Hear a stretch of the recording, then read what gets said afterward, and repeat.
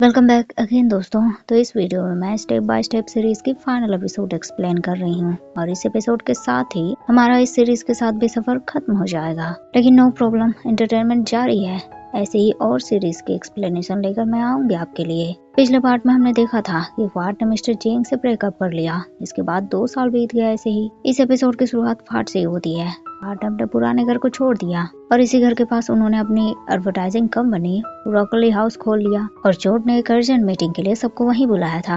Part वहाँ आया लेकिन उसकी पुरानी यादें ताजी हो गई। चोट से घर लेकर गया और उसके साथ प्रोजेक्ट के बारे में सीरियस डिस्कशन करने लगा। लेकिन पार्ट कुछ सोच में डूब गया। ए भी वहाँ पहुंची, उन्हें बताया कि पिछले वाले बिग प्रोजेक्ट जो उन्होंने किए थे पोर्च ग्रुप के साथ, वो दोबारा उनके साथ काम करना चाहते हैं। एक मेल भी भेजा है उन्होंने। पार्ट उसे पढ़ने लगा और फिर वो सोच में डूब गया। कुछ दिन बाद फोर्ज ग्रुप ने उनके साथ मीटिंग फिक्स की है। पार्ट अपने ग्रुप के साथ पहुंचा वहाँ, लेकिन मिस्टर जेंग भी वहाँ पहुंच गए। कुछ दिनों के बिजनेस टूर पर वो नान के साथ बाहर गए थे। चोट तो नान को देखकर बहुत ही ज्यादा एक्साइटेड हो गया, लेकिन पार्ट के फेस खिले नहीं बल्कि उसके फेस पर गुस्सा दिखने लगा। मीटिंग स्टार्ट हुआ। उन्हें प्रोजेक्ट के बारे में सब बताया गया। पार्ट ने पूछा कि इस पर प्रोजेक्ट में हम किस तरह के कस्टमर्स को अट्रैक्ट करना चाहेंगे और जवाब मिला वो जो इलेक्ट्रिक स्कूटर वगैरह यूज करते हैं। पूरी मीटिंग भर मिस्टर जेंग पार्ट को देखते रहे। वो कुछ बोलना चाहते थे पर बोल नहीं पाए। मीटिंग के बाद चोट और नान ने एक दूसरे को अच्छे से हाई किया क्योंकि इतने दिनों से जो दोनों नहीं मिले थे। नान ने पार्ट के बारे में पूछा। पता चला वो बाथरूम गया हुआ है। नान शॉक्ड हो गई क्योंकि मिस्टर जेंग भी बाथरूम गए हुए हैं। चोट तुरंत बाथरूम की तरफ भागा। नान ने उसे रोकने की कोशिश की पर नहीं रोक पाई। मिस्टर जेंग बहुत परेशान लग रहे थे। वो पार्ट की फोटोज देखने लगे। 2 साल अलग रहने के बाद भी उनका प्यार पार्ट के लिए जरा सा भी कम नहीं हुआ। वो अभी भी पार्ट को मिस कर रहे थे। पार्ट बाथरूम से बाहर आया, दोनों की आंखें मिली। मिस्टर जेंग को कुछ सूझा नहीं तो पूछ लिया कैसे हो पार्ट, लेकिन जवाब देने से पहले ही चोट पहुंच गया। पार्ट को लेकर चल दिया। घर आकर पार्ट दोबारा सोच में पड़ गया। उसे मिस्टर जेंग पर गुस्सा आ रहा था क्योंकि बार बार उनका पार्ट से मिलना कोई कोइंसिडेंस तो नहीं हो सकता। पहले प्रोजेक्ट में भी साथ में काम करने के लिए आ गए वो, और फिर बाथरूम में। चोट ने उसके दिमाग की उपज को खत्म कर दिया। बोला पार्ट तुम बेकार में अपना दिमाग खपा रहे हो, ये बस कोइंसिडेंस ही है। तभी दोनों ने बाहर तई को देखा। वो यही से कुछ बातें कर रहा था। दोनों खिड़की में कान लगाकर उनकी बातें सुनने की कोशिश करने लगे, लेकिन आवाज इतनी भी ऊंची नहीं थी और ना ही इनकी सुनने की कैपेसिटी इतनी ज्यादा थी। तई चला गया और एई ने दूर से ही दोनों नोजी पर्सन को देख लिया। दोनों कुछ ज्यादा ही नॉर्मल शो करने लगे, लेकिन एई की तेज नजर से आज तक कोई बच पाया है क्या? पर दोनों को भी जानना था आखिर तेई ने क्या बोला। एई ने बताया तेई चाहता है कि पीएल रेस्टोरेंट के कराओके बार के एडवर्टाइजमेंट तुम लोग करो। पार्ट नाराज हो गया। अगेन उसे लगने लगा ये मिस्टर जेंग की ही चाल है, ये सब कोइंसिडेंस नहीं हो सकता। यही बोलने लगी हाँ मिस्टर जेंग फोर्ज प्रोजेक्ट को सुपरवाइज कर रहे हैं और उन्होंने तो बोला भी था पार्ट अगर ओके नहीं है तो वो छोड़ सकता है प्रोजेक्ट को। पार्ट और नाराज हो गया, बोलने लगा मिस्टर जेंग इस प्रोजेक्ट को छोड़ सकते हैं क्या? नहीं ना? तो फिर दोनों ने उसे समझाने की कोशिश की पर पार्ट नहीं माना, कुछ ज्यादा ही नाराज हो गया। इधर मिस्टर जेंग के पापा अब मिस्टर जेंग को वाइस प्रेसिडेंट बनाना चाहते थे। उन्होंने मिस्टर जेंग को इसके लिए प्रिपेयर होने के लिए बोला, लेकिन मिस्टर जेंग को ये नहीं करना था। वो सीधे जाब के पास आ गए। जाब उनकी शक्ल देखकर प्रॉब्लम समझ गया। बोलने लगा अगेन रिच किड्स की problem, melodrama, no freedom. Family ने जो उनके लिए सोचा है वही करना है। डैड भी आपको उस रास्ते पर चलते देखना चाहते हैं जो उन्होंने आपके लिए बनाया है, ठीक वैसे ही जैसे आप पहले पार्ट के साथ करते थे। मिस्टर जेंग को जाब की बातें समझ आ गई। उनके पास इस बात का कोई जवाब नहीं था। उन्होंने जाब से पूछा कि तुम जेन से मिलने जा रहे हो, अगर फिर से स्टॉकर की तरह पकड़ा है तुम तो मैं तुम्हारी कोई हेल्प नहीं करूंगा। जाब बोलने लगा भाई जेन को पता है मैं मिलने आ रहा हूँ और वो पार्ट की तरह नहीं है कि ब्रेकअप के बाद गायब हो जाएगा और सारे गिफ्ट्स कलेक्ट करके वापस भेज देगा। जाब की बातें बहुत कड़वी थी क्योंकि बातें बिल्कुल सच्ची थी। जाब आगे बोलने लगा वैसे भाई ये गुड साइन है क्योंकि पार्ट कम से कम आपको इग्नोर तो कर रहा है ना। इससे पता चलता है कि उसके मन में अभी भी आपके लिए फीलिंग्स है। दैट मीन्स आपके पास होप है। लेकिन मिस्टर जेंग क्या करे, पार्ट तो उनसे कुछ ज्यादा ही नाराज है। लेकिन पार्ट मिस्टर जेंग की एक चीज वापस करना भूल गया था, छोटू सा टाइगर जो मॉल में चेयर खरीदते वक्त मिस्टर जेंग ने उसे दिया था। उस छोटे से टाइगर को देखकर पार्ट का गुस्सा और बढ़ गया।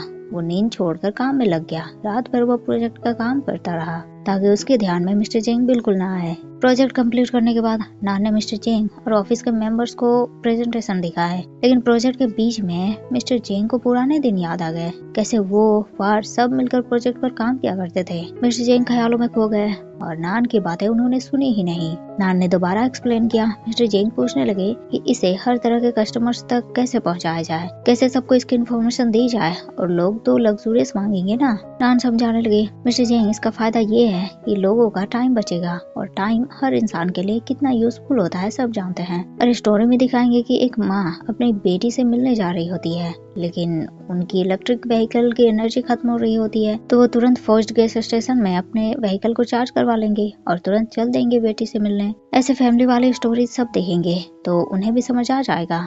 मिस्टर जेंग को आइडिया पसंद आया और स्टोरी के लिए ये प्रोजेक्ट एडवर्टाइजमेंट टीम यानी कि पार्ट की टीम को सौंप दी गई।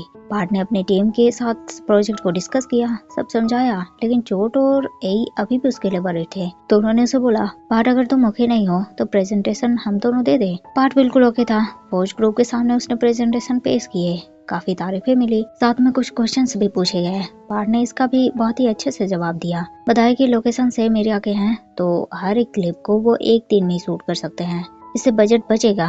पार्ट को एडवाइस भी मिला कि अभी जो ट्रेंडी चीजें चल रही हैं पार्ट उस पर काम करे तो और अच्छे रिस्पॉन्स मिलेंगे। मीटिंग के बाद सब बाहर आए। चोट ने पार्ट की तारीफ की, लेकिन देखा बाहर मिस्टर जेंग खड़े थे। पार्ट ने चोट को कार में वेट करने के लिए बोला और मिस्टर जेंग से सब कुछ क्लियर करने पहुंच गया। बोलने लगा, तो अगेन कोइंसिडेंस हाँ? मिस्टर जेंग बोलने लगे, नहीं पार्ट, मुझे तुमसे मिलना था। कैसे हो? पार्ट बोलने लगा, कैसे हो मतलब? कराओके नाइट की तरह। मिस्टर जेंग को उसकी बातें समझ नहीं आई। पार्ट आगे बोले जा रहा था कि मिस्टर जेंग जैसे पहले थे आप आज भी बिल्कुल वैसे ही हैं, बिल्कुल नहीं बदले। और अगर ये जॉब मैंने नहीं लिए तो मिस्टर जेंग आप बोलेंगे कि मैं अपने प्रोफेशनल और पर्सनल मैटर को मिक्स कर रहा हूँ। मिस्टर जेंग उसे समझाते रह गए कि ये सब उन्होंने नहीं किया है, उन्होंने तेई को कराओके नाइट के लिए नहीं बोला। पर पार्ट कहाँ सुनने वाला था उनकी। मिस्टर जेंग भी नाराज हो गए, सीधे तेई से मिलने पहुंच गए। उसे डांटने लगे कि ये कराओके नाइट का आइडिया उससे बिना कंसल्ट किए कैसे अरेंज कर दिया उसने, और पार्ट को ये प्रोजेक्ट क्यों दिया। तेई का जवाब, यार जेंग तुम्ही ने तो कहा था ये आइडिया पार्ट का है, मैं तो बस हेल्प करने की कोशिश कर रहा हूँ, और अगर तुमसे मैं कंसल्ट करता तो पार्ट को ये प्रोजेक्ट मिलता नहीं ना। जेंग मैं अब सब कुछ ठीक करने की कोशिश कर रहा हूँ तो तुम समझ क्यों नहीं रहे। मिस्टर जेंग अब कुछ भी नहीं बोल पाए। रात को पार्ट घर वापस आया, फूट फूट कर रोने लगा। डैड उसे संभालने आए। पार्ट रोते हुए बोलने लगा, सब पुराने फीलिंग्स ऐसे लग रहा है कि वापस आ रहे हैं और मैं इसे रोक नहीं पा रहा। मिस्टर जेंग ऐसा कैसे कर सकते हैं, वो बिल्कुल नहीं बदले हैं। डैड उसे समझाने लगे, पार्ट में भी वो भी पेन में हो और हो सकता है ये उन्होंने नहीं किया होगा, और अगर मिस्टर जेंग और तेई की बातें सच है तो क्या तुम्हारा उन पर शक करना सिली नहीं होगा। लेकिन पार्ट के आंखों से तो बस आंसू ही बहे जा रहे थे। नेक्स्ट डे पार्ट अपने काम पर पहुंचा। वहाँ एई ने दोनों को यिंग के वीडियोस दिखाए। वो अब जियांग ग्रुप को रिजाइन करके बॉयज लव स्टोरी लिखने में बिजी है। पार्ट ने भी दोनों को बताना चाहा कि वो तेई का प्रोजेक्ट करने के लिए रेडी है, लेकिन एई को फोर्स ग्रुप से कॉल आया और उन्होंने इनके साथ काम करने के लिए हाँ कर दी। तीनों काफी खुश हो गए। प्रोजेक्ट कंप्लीट होने के बाद पार्ट ने तेई को एक्सप्लेन किया। तेई को आइडिया तो पसंद आया, लेकिन एक डाउट था उसे कि इसमें पुट को ही क्यों हायर करे, जबकि उसके बजट तो काफी हाई है। एई और पार्ट ने उसे बताया, पुट का एक अपना सॉन्ग है तो बजट की टेंशन नहीं है। तेई अब ओके था। उसने दोनों से पूछा, कुछ खाना चाहेंगे आप दोनों? जेंग है किचन में, मैं बनवा दूंगा। दोनों थोड़े हैरान हुए, लेकिन हैरानी की बात तो थी ही नहीं, क्योंकि आज संडे है तो मिस्टर जेंग ऑफिस तो नहीं जाएंगे। पार्ट तुरंत तेई से पूछने लगा, तेई आपने हमारी कंपनी को इस प्रोजेक्ट के लिए क्यों चुना? तेई बोलने लगा, इसमें चुनना क्या है, तुम काबिल हो और ये आइडिया तो तुम्हारा ही था ना, इसमें अगर मैं तुम्हें काम करने नहीं देता तो अच्छी बात नहीं होती। पार्ट को बातें समझ आ गई कि मिस्टर जेंग को लेकर वो कितना गलत था। वो चला मिस्टर जेंग से बात करने, उनको सॉरी बोला कि उस दिन बहुत ज्यादा रूडली उसने बात की मिस्टर जेंग से। मिस्टर जेंग बोलने लगे, कोई बात नहीं, मैं समझ सकता हूँ। पार्ट फिर पूछने लगा, मिस्टर जेंग आप उस दिन मुझसे क्या डिस्कस करना चाहते थे? मिस्टर जेंग कराओके नाइट के बारे में उसे डिस्कस करना चाहते थे, लेकिन उनको नहीं पता था कि तेई ने उसे पहले ही बता दिया है। पार्ट घर वापस आया। उसके मन में मिस्टर जेंग के लिए फीलिंग्स वापस सॉफ्ट होने लगे। उसने इंस्टा पे मिस्टर जेंग को अनब्लॉक किया। मिस्टर जेंग ये देखकर बड़ा सरप्राइज हो गए। वो तुरंत पार्ट से पूछना चाहते थे कि कैसे हो, मैं तुम्हें मिस कर रहा हूँ, लेकिन नहीं कर पाए। पार्ट का भी सेम हाल था। पुट के साथ कराओके नाइट का एडवर्टाइजमेंट बनाया पार्ट की टीम ने, तेई को भी दिखाया। तेई को पसंद आया, सब पुट की तारीफ करने लगे। एई ने सबको अपनी फैमिली फोटो दिखाई, लेकिन उसकी बेटी को देखकर सब बोलने लगे, एई ये बिल्कुल जाब की तरह कैसे लग रही है, अगर तुम नहीं बताती तो हम इसे जाब की ही बेटी समझ लेते। एई तुरंत सबको बोलने लगी, ऐसा सोचना भी मत, अरे भाई मेरी बेटी को जाब की हेयर स्टाइल पसंद है इसीलिए वो ऐसे रखती है। तेई ने पुट को भी डिनर के लिए रुकने को कहा। सबको खाना सर्व किया गया, लेकिन साथ में श्रिम्प नगेट डिश भी सर्व किया गया है। पार्ट उसे देखकर फ्लैशबैक में चला गया। उसने बताया था मिस्टर जेंग को कि ऐसा नहीं है कि उसे श्रीनगर पसंद नहीं है, पर उसमें सैलरी होती है जो वो बिल्कुल पसंद नहीं करता। मिस्टर जेंग ने बोला था कि मौका कभी मिलेगा तो वो दोबारा पार्ट के लिए श्रीनगर बनाना चाहेंगे। पार्ट परेशान हो गया। चोट ने माहौल को हल्का बनाने की कोशिश की।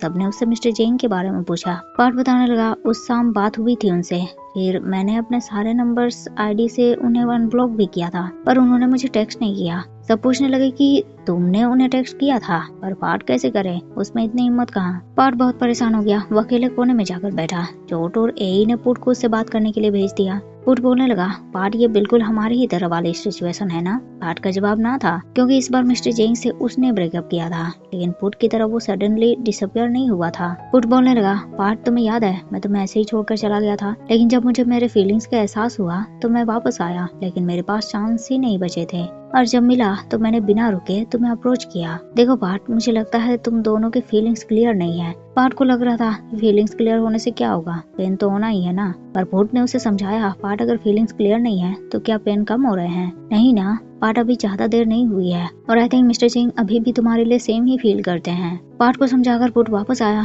चोट हो रही तो बातें जानने के लिए बहुत एक्साइटेड हो रहे थे, लेकिन पुट ने उन्हें पर्सनल मैटर कहकर बात को टाल दिए। पार्ट भी वापस आया, सीधे माइक उठाया और गाना गाने लगा। मिस्टर जेंग ने भी आवाज सुनी। वो आए। पार्ट को गाते हुए देखकर उन्हें याद आने लगा, नशे की हालत में पार्ट ने ही तो उन्हें इस कराओके नाइट का आइडिया दिया था। तब मिस्टर जेंग ने उसे बोला था, अगर मैंने कराओके नाइट अरेंज किया तो तुम्हें वहाँ गाना होगा। मिस्टर जेंग के आंखों में आंसू आ गए। सॉन्ग खत्म होती ही पार्ट और मिस्टर जेंग आंखों में आंसू लिए एक दूसरे को देखते रह गए, लेकिन मिस्टर जेंग बिना कुछ बोले आंसू पोंछते हुए वहाँ से चले गए। सबने पार्ट को उनके पीछे जाने के लिए बोला। पार्ट पहुंचा वहाँ। मिस्टर जेंग तो रोए जा रहे थे। उन्होंने वैसे ही पार्ट को थैंक्स किया कि उसने अपना प्रॉमिस पूरा किए। पार्ट पूछने लगा, आप मुझसे दूर क्यों भाग रहे हो मिस्टर जेंग?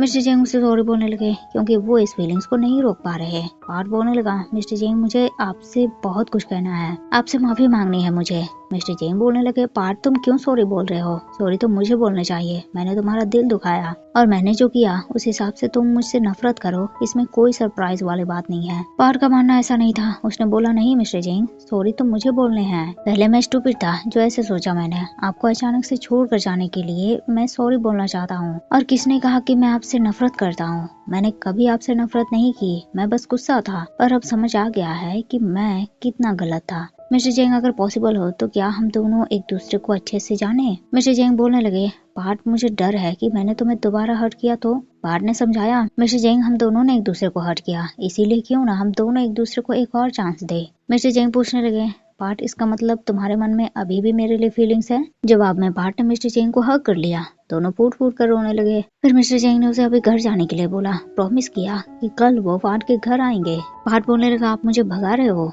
मिस्टर जेंग के ऐसा कहने का मतलब नहीं था। पार्ट चला गया और 2 साल बाद आज मिस्टर जेंग के फेस पर स्माइल आ गई। जैसा मिस्टर जेंग ने प्रॉमिस किया था, अगले दिन सुबह सुबह वो पहुंच गए पार्ट के घर। डैड उनको अंदर ले आए, पूछा कि ब्रेकफास्ट किया है या नहीं, लेकिन मिस्टर जेंग तो अपने ही ख्यालों में खोए हुए थे। पार्ट ने भी मिस्टर जेंग को आते हुए देखा और वो अभी तक मुंह में ब्रश ही लिए खड़ा था। वो तुरंत फ्रेश हुआ, बाहर आया और दोनों एक दूसरे की आंखों में खो गए।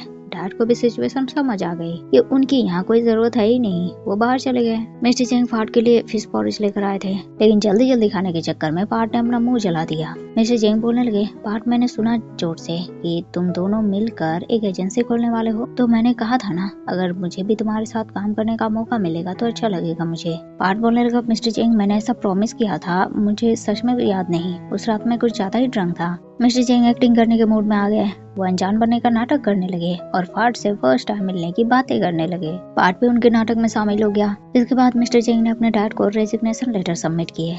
सारे शेयर्स उनके वापस कर दिए। रीजन, वो फैमिली बिजनेस को आगे कंटिन्यू नहीं करना चाहता। आखिर उसके भी अपने कुछ सपने हैं।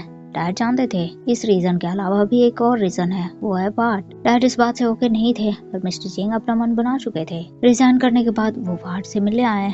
एक डिश बनाया पार्ट के लिए। पार्ट तो भर भर कर सेफ यानी कि मिस्टर जेंग की तारीफ करने लगा, लेकिन मिस्टर जेंग ने उसे बताया पार्ट ये खाना खरीदा हुआ है। पार्ट ने भी तारीफों के रुख बदल दिए। बोला, हाँ तो ऐसा कहेंगे ना, इस शेफ की चीजों को पहचानने का टेस्ट बढ़िया है। मिस्टर जेंग ने पार्ट को भी ऑफिस से रिजाइन करने की बात बताई। पार्ट थोड़ा वरीड हुआ, पूछा कि इससे उनके डैड ओके है ना।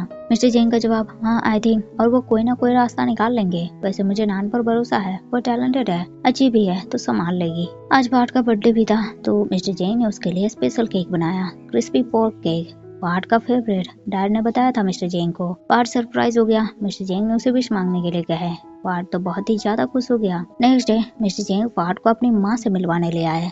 पार्ट तो बड़ा नर्वस था। मिस्टर जेंग ने उसे चिल रहने के लिए बोला। बताया माँ बहुत फ्रेंडली है। वेटर ने उनके टेबल पर टी रखे। पार्ट को समझ नहीं आया क्योंकि उन्होंने तो टी ऑर्डर नहीं किया है। मिस्टर जेंग समझ गए इसका मतलब माँ पहुँच चुकी है। माँ आई। पार्ट ने भी उन्हें स्वास्थ्य दिखाव किया, लेकिन आगे उसकी कुछ बोलने की हिम्मत नहीं हुई। माँ ने ही पूछ लिया, पार्ट कहाँ जॉब करते हो तुम और कितनी एज है तुम्हारी? पार्ट ने बताया 26 साल का हूँ मैं और अपनी एक एजेंसी खोलने वाला हूँ। माँ को फिर कुछ जरूरी कॉल आया तो वो चली गई। पार्ट की जान में जान आई। उसने मिस्टर जेंग को बोला, आपने झूठ क्यों बोला कि आपकी माँ फ्रेंडली है? मिस्टर जेंग ने उसे समझाया, धीरे धीरे समझ जाओगे, अभी तुम उनसे ज्यादा बार नहीं मिले हो ना, इसीलिए ऐसा लग रहा है तुम्हें। कुछ दिन बीते। मिस्टर जेंग का बर्थडे भी पहुंच गया। पार्ट ने स्पेशल केक मिस्टर जेंग के लिए भी बनाया, उन्हें विश मांगने के लिए कहा और फिर उस केक में डाले अपने एफर्ट्स और इंग्रेडिएंट्स की तारीफें करने लगा। लेकिन उसका तो केक ही बेक नहीं हुआ था अच्छे से। मिस्टर जेंग को उस पर हंसी आ गए। फिर भी उन्होंने केक को टेस्ट किए और तारीफ की कि केक बहुत टेस्टी है। पार्ट उदास था। उसे मालूम था कि मिस्टर जेंग झूठ बोल रहे हैं। मिस्टर जेंग ने उसे किस किया और उनके मुंह में लगा सारा क्रीम पार्ट के फेस पर।